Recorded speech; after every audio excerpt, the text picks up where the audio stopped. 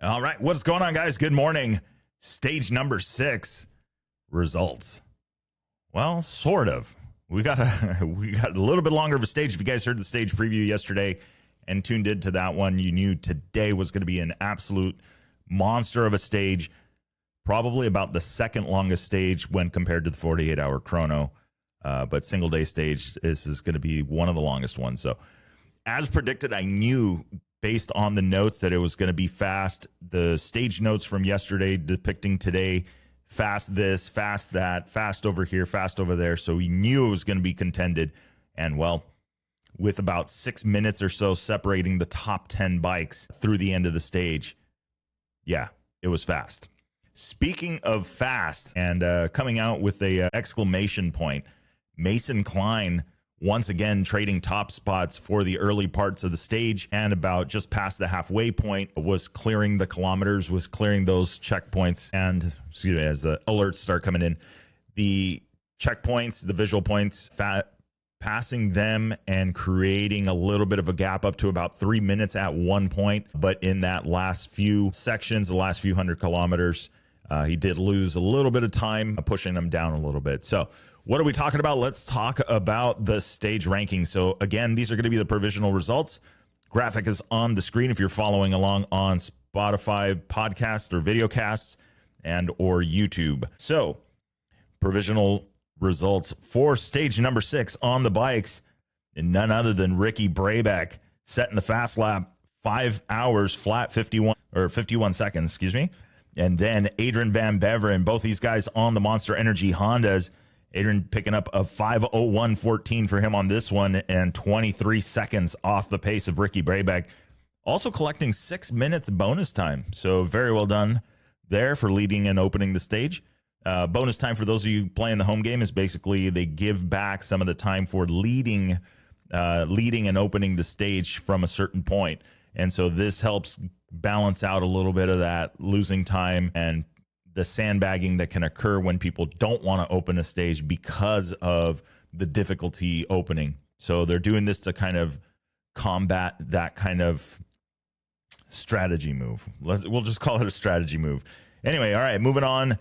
Nacho Cornejo in the number 3 spot, 5:01.42 for him. He is 51 seconds back. So less than a minute separating the top 3 riders through the end of this 600 kilometer special.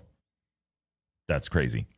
So what do we have? And speaking of Hero Motorsports, we've got 2 guys to report, none other than, and unfortunately, Ross Branch taking a spill today and having to retire. I saw a post just a few minutes ago stating that he has been checked out. Medically, he's doing all right. He just got his bell rung pretty good, but has retired from the rally. Another one very notable aboard the KTM, that is none other than Bradley Cox, part of the BAS World team. Bradley Cox crashing out about 100 kilometers or 100 meters into the stage. So a bit of a spill, voluntarily had himself checked out, and decided that was going to be the end of the rally for him. So another one that got his bell rung pretty good. And well, I mean, that just goes to show it's motorcycles. It's the sport of rally, and you never know what could happen. Today's stage is definitely one of those, especially when you're looking at how fast this stage is. Obviously, with speed comes greater danger. So these bikes get set up to handle this kind of terrain. That's why a lot of these teams do their testing out here in Southern California, out in the western states, in the western desert. You've got a lot of high speed, and you've got some extremely rough conditions.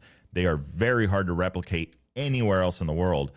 So the only thing we may not have is dunes. I mean, we've got Glamis out here, but they don't compare to that stuff. That's where rallies like the Sonora Rally step in with the dunes of the Altar, where they have a little bit better chance of getting familiarized with dune work on their current bikes. So very well done. Anyway, I mean, I'm glad to hear that both of those guys are safe, and, you know, it is part of it, and it's unfortunate to see them go. Rossi was on a good run as well, trying to keep up top on that podium again. So let's move on down. That was your top 3. Let's get on down a little further here, cover your top 10. In the number 4 spot, Tasha Sharina on the Monster Energy Honda, finishing up with a 5 hour, 3 minute, and 18 second, finishing 2:27 back from Ricky Brabec. Luciano Benavides in the number 5 spot. Red Bull KTM Factory Racing, finishing up 5:04.27. and 3 minutes and 36 back. Then it is in the number 6 spot, Luciano Santolino on the Sherco Rally Factory. 5:04.38 for him and finishing 3:47 back. And then it is Mason Klein on the Cove Factory Racing Bike, finishing up 5 hours, 5 minutes, 13 seconds, and 4:22 back. Skylar Howes in the number 8 spot aboard the Monster Energy Honda, 5:06 flat with 5:09 back.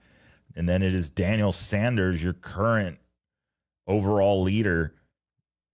That is going to be 9th place for him on the Red Bull KTM Factory Bike, 5:06.34, finishing 5:43 back. And in the number 10 spot, Pablo Quintanilla, Monster Energy Honda, 5:06.37 for him. It's going to be 5:46 back. So very, very tight group. 10 riders, 5 minutes and 46 seconds. That is the split. Absolutely crazy. So good to see that these guys are doing their thing. Jumping on down just a little further, some of the notables: Tobias Sebster in 12th. We'll keep going down. Mulek Gonsalves, Niels Therick, 18th in Rally 2. Very well done for Niels Therick. I mean, that is a good run. He is definitely on a good run this year aboard the Cove and teammate 2, none other than Mason Klein. Really awesome to see that one. Obviously, Neil's running in the Rally 2 category, Mason Klein in the Rally GP category, but very well done on that part. We'll try and get some overall stuff going on with them because I know that there is a lot to be. There we go. It jumped around on me here. So let's take a look. So that is the current stage results, provisional through stage 6. Let's take a look at the overall. Overall, this is what it's looking like now. We've got 2 Hondas now occupying the top spots on the podium. Well, second and third. It is going to be Daniel Sanders, 35:18.49 for him so far. Now, 35 hours, 18 minutes, and 49 seconds. Now, remember, that's just the timed part of it. That is just the selective section or the special stage or special section, that kind of thing. In the Sport of Rally, remember, guys, we've got the liaison, we've got the actual time section, and then we may have another liaison. The liaisons beginning and end are kind of, I'm going to say, optional in that the organization sometimes has one and sometimes they don't. Like, for instance, in the case of the marathon stage, on the way out, they only had a liaison at the beginning to get to the start. And then when they finished, they were at the bivouac that they needed to finish at, in this case. And then the next morning, they didn't have a liaison in the morning because they were already at the start line, leaving right from the bivouac, but then they did have one in the evening. So liaisons can vary in distance and that, but they don't count towards the total time. You can incur penalties. There are things you have to watch out for, but the clock, your actual race clock, has stopped. In this particular case, these guys, when I say they've got 35 hours under their belts, 35 hours, 18 minutes under their belts, that's just on the time part. That has nothing to do with the hundreds of kilometers that they've already had to go just on the commute and the liaison side of things. So it is an absolute test to all of the equipment, starting with the mooses on these things, because you got to get up on the highways. You got to just absolutely kill a bunch of miles. So it definitely gets long on there. So that's where some of these teams will be running, fresh set of tires, fresh set of mooses every day. If you're in the Motul Originals by Motul category, you're limited to 1 new set or 6 new sets, and then you got to spread them out accordingly. So very interesting on how that can play out. But things like, a flat tire, a moose that degrades, there's a lot of different things that can occur with this.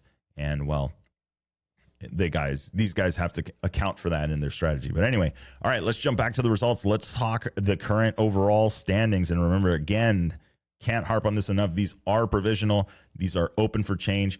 Literally this morning, I got another alert from the FIA side of the house saying that the results had been updated. Yeah.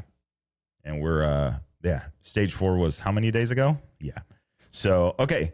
Let's take a look here. So Daniel Sanders, 35:18.49 for him. Tasha Sharina going to be in the number 2 spot, 35:30.35 for him. 11:46. That is down from about a 15-minute gap that they had. So Tasha picking up a little bit of time there on that one. Adrian Van Beveren also picking up some time in the 3rd spot, 35:38 flat for him. He is going to be 19:11 back, also picking up a few minutes coming into stage 6, or coming into the end of stage 6. So that is your current top 3 overall for the bikes. Taking a look further down, and it is the in Spanish we call it the Marea Roja. It is the red tide. Tasha Sharena in second, Adrian Van Bever in third, Ricky Brabec on the Monster Energy Honda fourth, 35:42:07 for him, going to be 23 minutes back. And then it is Skylar Howes in the number 5 spot, going to be 35:46:14 for him. So far, he is going to be 27 minutes and 25 seconds back. Then we've got the lone KTM up top. Well, I shouldn't say lone KTM, but we've got one of 3 KTMs in the field.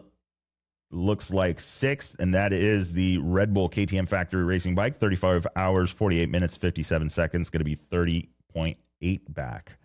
So 30 minutes, 8 seconds back, excuse me. And then in the number 7 spot, Pablo Quintanilla, Monster Energy Honda, 35 hours, 59 minutes, 41 seconds. He is going to be 40 minutes and 52 seconds back.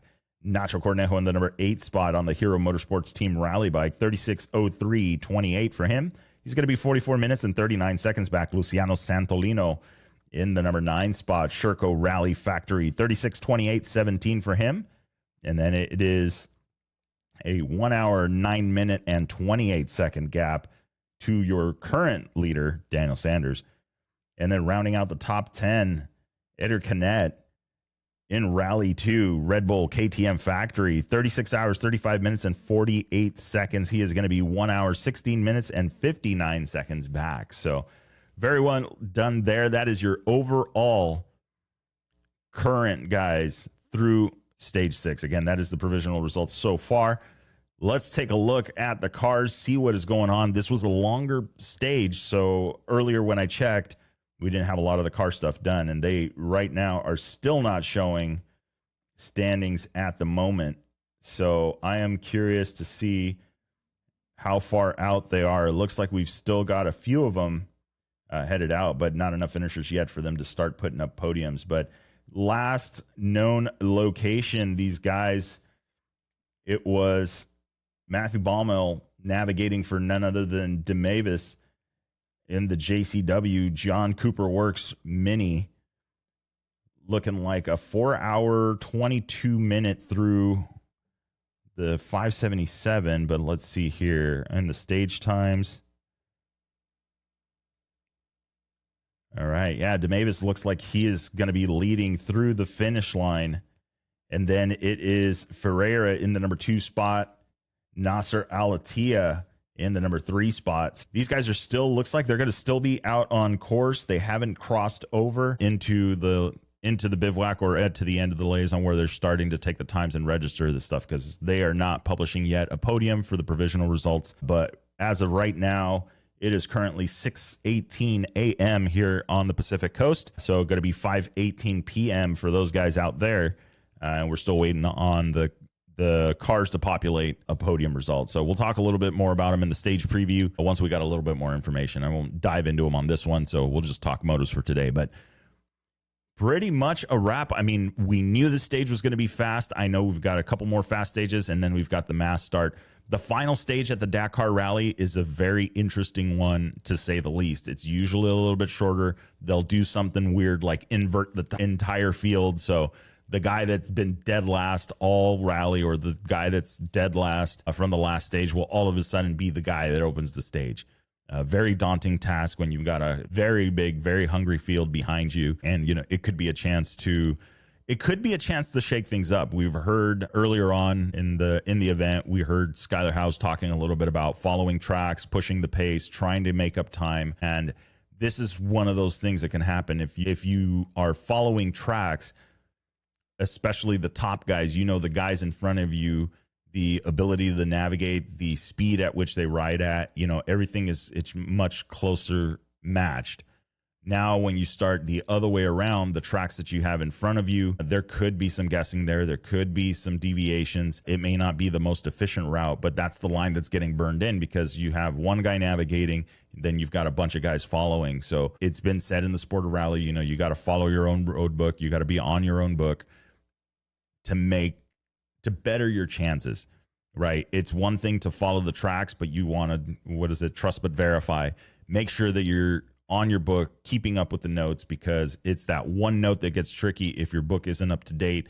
You're not really sure where you're at in the scheme of things, especially if you start cutting corners to make up time to help them. And it's a couple K at a time, or it's a couple tenths at a time, couple tenths.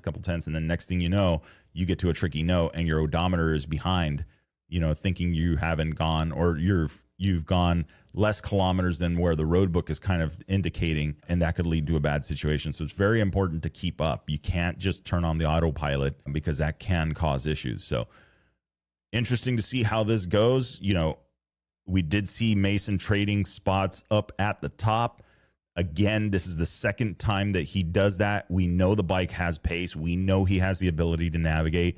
So now it makes me wonder, are we now starting to experience problems? Is the ERTF tablet now starting to play into this and causing issues with navigation? So he is very, very versed now in roadbook navigation. I think he is very talented in that, and is one of those that follows his book. He doesn't necessarily trust tracks. He wants to make sure he's on there so this could be something. This could be a conversation. So I'm curious to see how much more this comes up before the end of the event, if anybody else is going to make any statements, and what the ASO is doing to mitigate some of these times, because once somebody gets time back for a road book that didn't work, now everybody's got a road book that didn't work, and now you got to try and weed through all of that. And it's both time consuming, and it could lead to unfavorable results, right? If one guy gets time back and the other doesn't, it could get a little bit touchy. But with that being said, guys, we're going to wrap it up. We'll just cover the motos right now, because, again, the cars are still out there, still making things happen. So we will see as they get closer. Like I said, I think the best thing to do will be to cover it tonight. Before we officially sign off, I just want to see where we're at on the SSV side of the house.